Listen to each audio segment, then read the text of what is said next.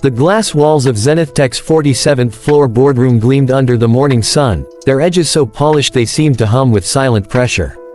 Leather chairs creaked as executives in tailored suits shifted, waiting. The table, an absurdly long slab of custom-carved ebony wood, ran the length of the room like a runway for decisions. It had witnessed many deals, mergers, firings, and power plays.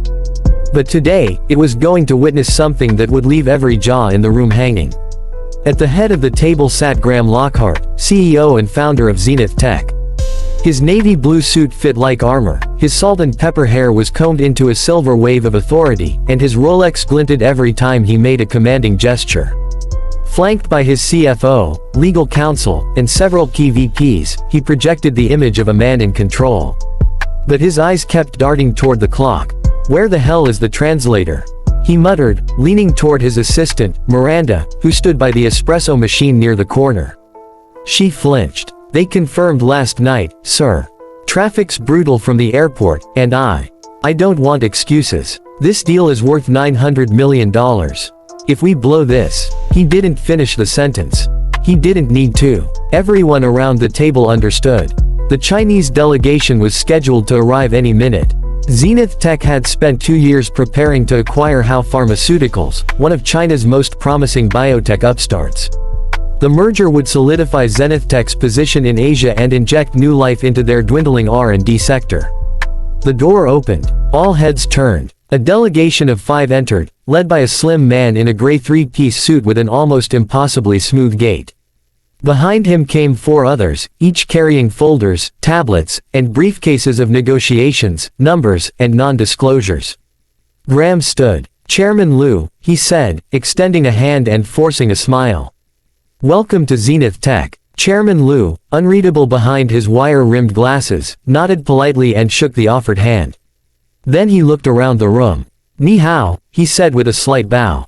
"Women hen gaoxing Lai Zili." Graham blinked. Everyone else blinked too. There was silence. He turned to Miranda, who was now visibly pale. "Where's the translator?" he hissed under his breath. Just then, her phone buzzed. She looked down and swallowed.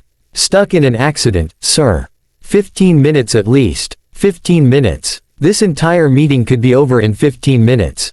Chairman Liu, sensing the delay, said something again in Mandarin, this time slightly slower. Graham chuckled awkwardly. "Apologies, Chairman Liu. Our translator is on their way." Liu raised an eyebrow but said nothing. His associates were already exchanging murmurs in Mandarin. One of them pointed to a graph in their folder. Another nodded slowly. It wasn't difficult to see they were beginning to make assumptions. And not favorable ones. The room temperature dropped 10 degrees as tension tightened like a coiled spring. It was at that precise moment that the janitor walked in. He wasn't supposed to. Not really. But no one had told him not to clean this room today. His shift started at 7 a.m. and he'd been working his way floor by floor. The boardroom, usually empty at this hour, was last on his list. He pushed in the mop bucket quietly, trying not to disturb, but the squeak of the wheels against the tile betrayed him. Every head turned. Again. He froze. Graham's face darkened. "Get him out of here." But before Miranda could move, Chairman Liu turned. His face changed. He said something in Mandarin. Calm, curious, almost amused. The janitor looked surprised. Then he answered. In perfect, fluent Mandarin. The room gasped. Graham stared. What the hell? The janitor blinked, straightened up a little, and said again, this time more confidently, Chairman Liu asked if you're planning to begin with financial projections or R&D integration. He also said he hopes the delay wasn't due to disorganization. Silence. Miranda dropped her notepad. Graham took a step forward. You speak Mandarin. The janitor gave a small bow. Yes, sir. I studied in Nanjing. My mother was a diplomat. I'm fluent. Chairman Liu was smiling now. The janitor turned back and began translating. Effortlessly. Clearly. Word for word. A $20 million merger that had teetered on the edge of disaster was suddenly back on track, saved by a man in a gray uniform holding a mop. Over the next 30 minutes, the janitor, his name tag said, Kai, stood beside the chairman and Graham, translating back and forth with precision and calm. The conversation moved from cautious pleasantries to detailed integration logistics, from licensing to staffing, from projected revenue to equity division. The Chinese delegation visibly relaxed. Graham's face shifted from panic to awe. When it was done, Chairman Liu stood and extended his hand again. "This was a good start," he said in Mandarin, which Kai translated. "We'll proceed to phase 2 of our discussion. Thank you." He turned to Kai and added, "Nishi ge hen bang de zongjian ren." Kai bowed, flushing just slightly. "Xiaxi nin." When they were gone, the room erupted. "Who the hell is he?